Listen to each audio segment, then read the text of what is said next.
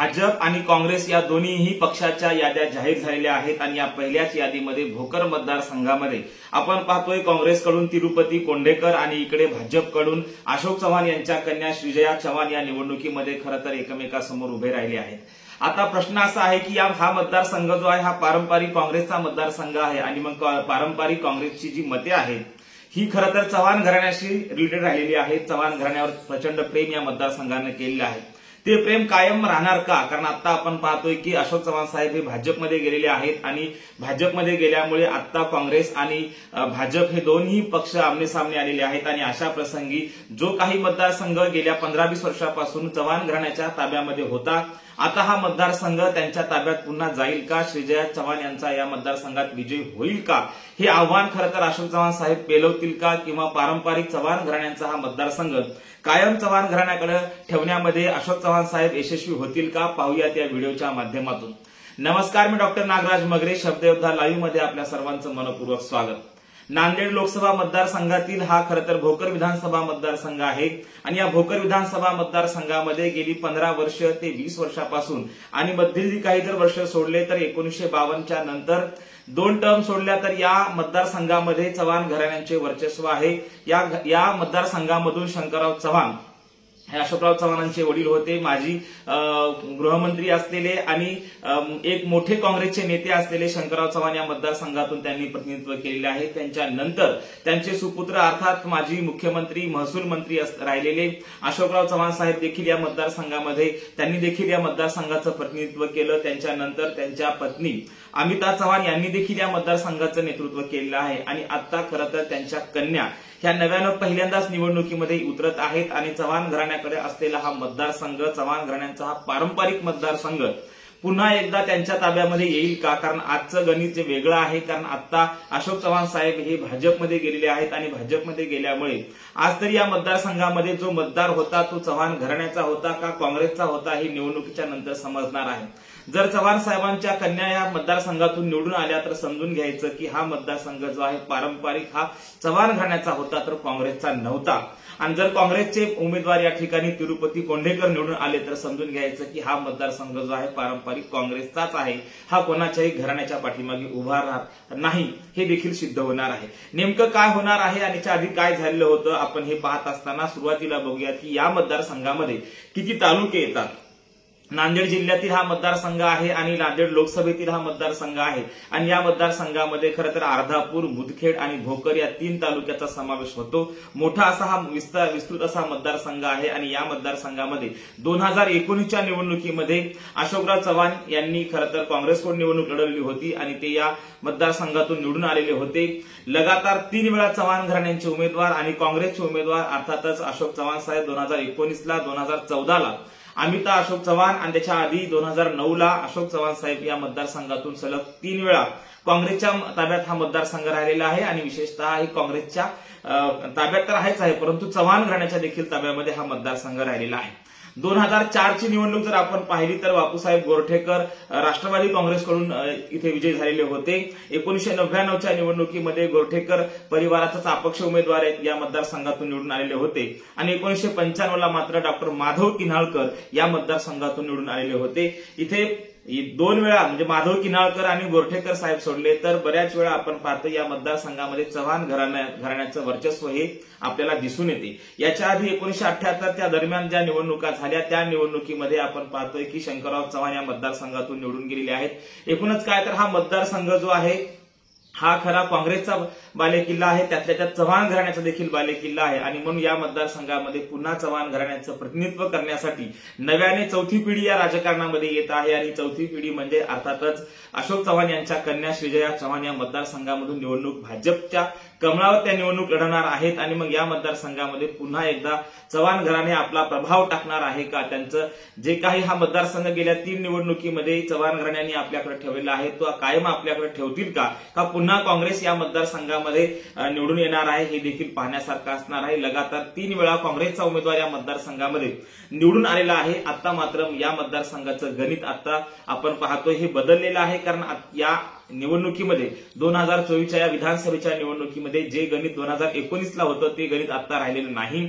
2019च्या नंतरच्या निवडणुका जर आपण पाहायला गेलं तर या निवडणुकीच्या मध्ये खूप मोठं अंतर आहे आणि बरेच समीकरण बदललेले आहेत. मराठा आरक्षण, जरांगे फॅक्टर असेल, इकडे वंचित बहुजन आघाडी असेल, तेव्हा सोबतच आपण पाहतोय ओबीसी मतदारांचा जो गठ्ठा आहे त्यासोबतच आदिवासी मतदार देखील या मतदारसंघामध्ये आहेत. नेमके हे मतदार कोणाच्या पारड्यामध्ये आपली मतं टाकणार आहेत हे देखील पाहण्यासारखं असणार आहे. आपण पाहतोय की शंकरराव चव्हाण, अशोकराव चव्हाण आणि त्यानंतर अमिता चव्हाण आणि आता श्रीजया चव्हाण हे चव्हाण घराणे या मतदारसंघामध्ये कायम आपल्याला दिसून येते आणि मग हा पारंपरिक मतदारसंघ हा चव्हाण घराण्यांचा आहे. या भोकर मतदारसंघाने खरं तर शंकरराव चव्हाण असतील, अशोकराव चव्हाण असतील, अमिता चव्हाण असतील या चव्हाण घराण्यावर प्रचंड प्रेम केलेलं दिसून येते. कारण याआधी त्यांचा जो विजय या मतदारसंघातून झालेला आहे, जवळपास हा विजय लाखाच्या लीडने या मतदारसंघातून ते विधानसभेला निवडून आलेले आहेत. म्हणूनच हा मतदारसंघ त्यांच्या ताब्यात पुन्हा राहील का काँग्रेसच्या ताब्यात जाईल हे देखील पाहण्यासारखं असणार आहे. काँग्रेसची यादी जाहीर झालेली आहे आणि काँग्रेसकडून तरुण तडफदार उमेदवार म्हणून तिरुपती कोंडेकर यांना या मतदारसंघात उमेदवारी दिलेली आहे. त्यांचाही जनसंपर्क चांगला आहे. त्यांची जमेची बाजू म्हणजे या मतदारसंघात लगातार 3 वेळा काँग्रेस आलेली आहे आणि भाजपकडे अशोक चव्हाण साहेब भाजपमध्ये प्रवेश केल्यामुळे मतदार नाराज आहेत आणि मग हे मतदार काँग्रेसकडे राहतील का तिरुपती कोंडेकर यांच्या पाठीशी उभे राहून काँग्रेसचं प्रतिनिधित्व पुन्हा एकदा या मतदारसंघातून देतील हे खरं तर आव्हानात्मक असणार आहे. कारण अशोक चव्हाण साहेब हे मुरब्बी राजकारणी आहेत. त्यांचा जनसंपर्कही दांडगा आहे आणि वडिलांपासून अर्थातच शंकरराव चव्हाण पासून हा मतदारसंघ त्यांनी बांधलेला आहे. गावागावात त्यांचे कार्यकर्ते पेरलेले आहेत आणि मग अशा प्रसंगी फक्त एकच त्यांची एक बाजू मात्र थोडीशी एक आपल्याला कमकुवत दिसून येते, ते म्हणजे त्यांनी केलेला भाजपमध्ये प्रवेश. हा खरं तर या मतदारसंघातल्या सर्वसामान्य माणसांच्या जिव्हारी लागलेला आहे. विशेषतः या मतदारसंघामध्ये त्यांच्या पाठीशी कायम राहणारा मुस्लिम समुदाय असेल, दलित समुदाय असेल, आदिवासी समुदाय असेल, यांना देखील या मतदारसंघामध्ये खरं तर अशोक चव्हाण साहेबांचा भाजपमधला प्रवेश हा आवडलेला नाही आणि मग ही नाराजी त्यांच्या अनेक सभांमधून कार्यकर्त्यांनी बोलून देखील दाखवलेली आहे. परंतु अशोक चव्हाण साहेब हे मुरब्बी राजकारणी आहेत. या मतदारसंघामध्ये त्यांचा व्यक्तिगत जनसंपर्क अधिक आहे. त्यामुळे काँग्रेसला ही निवडणूक जड जाण्याची दाट शक्यता आहे. कारण तिरुपती कोंडेकर हे खरं तर तरुण उमेदवार आहेत, परंतु जेवढा संपर्क त्यांचा असायला पाहिजे त्यांच्या तुलनेमध्ये, अशोक चव्हाण साहेबांच्या तुलनेमध्ये तेवढा संपर्क नाही. परंतु संघटनांच्या माध्यमातून, सामाजिक कार्याच्या माध्यमातून त्यांनी देखील आपली मोठ या मतदारसंघामध्ये गेल्या 5 वर्षांमध्ये ते बांधत आहेत. त्यांनी देखील प्रचार प्रसार केला आहे. या मतदारसंघामध्ये अनेक इच्छुक उमेदवार होते आणि या इच्छुक उमेदवाराला डावलून खरं तर त्यांना फाईट करून तिरुपती कोंडेकर यांनी उमेदवारी आपल्या पदरात पाडून घेतलेली आहे. त्यामुळे त्यांचे देखील या ठिकाणी मोठं आव्हान असणार आहे. कारण पक्ष म्हणून त्यांच्या पाठीशी काँग्रेसचे कार्यकर्ते, काँग्रेसचे नेते आणि मतदार देखील राहतो का हे पाहण्यासारखं असणार आहे. कारण या मतदारसंघामध्ये काँग्रेस लगातार 3 वेळा निवडून गेलेली आहे आणि म्हणून काँग्रेसचा उमेदवार पुन्हा तिरुपती कोंडेकरांच्या रूपाने या मतदारसंघामध्ये निवडून येणार का? श्रीजया चव्हाण यांचं राजकारण नव्यानं बसवण्याचं काम खऱ्या अर्थानं अशोक चव्हाण साहेब करतात, त्यात ते यशस्वी होतात का? आपल्या कन्येला या मतदारसंघातून निवडून आणण्यासाठी आणि खऱ्या अर्थानं महाराष्ट्राच्या या विधानसभेच्या सभागृहामध्ये बसवण्यासाठी ते यशस्वी प्रयत्न करतील का किंवा त्यांना यश मिळेल का? हे खरं तर ही चुरशीची निवडणूक असणार आहे. आणि या मतदारसंघामध्ये 2019ला नेमकं काय घडलं होतं? या मतदारसंघात 2019चा जर आपण विचार करायला गेलो, थोडासा मागचा जर इतिहास आपण पाहिला तर या मतदारसंघामध्ये भारिप बहुजन महासंघाचं देखील वर्चस्व होतं. वंचित बहुजन आघाडीचा देखील एक मताचा गठ्ठा या मतदारसंघामध्ये आहे. नागनाथ घिसेवाड यांना एकेकाळी भारिप बहुजन महासंघानं उमेदवारी दिलेली होती आणि त्यांनी देखील 3ऱ्या क्रमांकाची मते घेतलेली होती. त्यामुळे या मतदारसंघामध्ये वंचित बहुजन आघाडी कसा प्रभाव दाखवते, वंचित बहुजन आघाडीच्या प्रभावावर देखील आणि या मतदारसंघाच्या विजयाचं गणित देखील असणार आहे, ते नाकारता येत नाही. दुसरीकडे आदिवासी आणि मुस्लिम मतदार हे कोणाच्या पारड्यात पडतील, ओबीसी मतदार कोणाच्या पारड्यात पडतील हे देखील पाहण्यासारखं असणार आहे. खरं तर या मतदारसंघाचा मागचा आढावा घेतला तर अशोक चव्हाण साहेबांचं पारडं आजही जडच असल्याचं आपल्याला दिसून येईल. कारण या मतदारसंघामध्ये 2019च्या निवडणुकीमध्ये पहिल्या क्रमांकावर अशोकराव चव्हाण साहेब होते. त्यांना काँग्रेसचे ते उमेदवार होते. त्यांना 1,40,559 मते, तर एकूण मताच्या टक्केवारीमध्ये 67% त्यांनी मते घेतलेली होती. दुसऱ्या क्रमांकावर बापूसाहेब देशमुख गोरठेकर हे होते. त्यांना ते भाजपकडनं उमेदवार होते आणि भाजपचे उमेदवार असल्याने त्यांना 43,114 मते, फक्त 20% त्यांना मते मिळालेली होती. आणि 3ऱ्या क्रमांकावर होते आयलवाड नामदेव नागुराव यांना जी मतं होती ते वंचित बहुजन आघाडीचे होते. त्यांना 17,813 मते म्हणजे 8% मत त्यांना होते.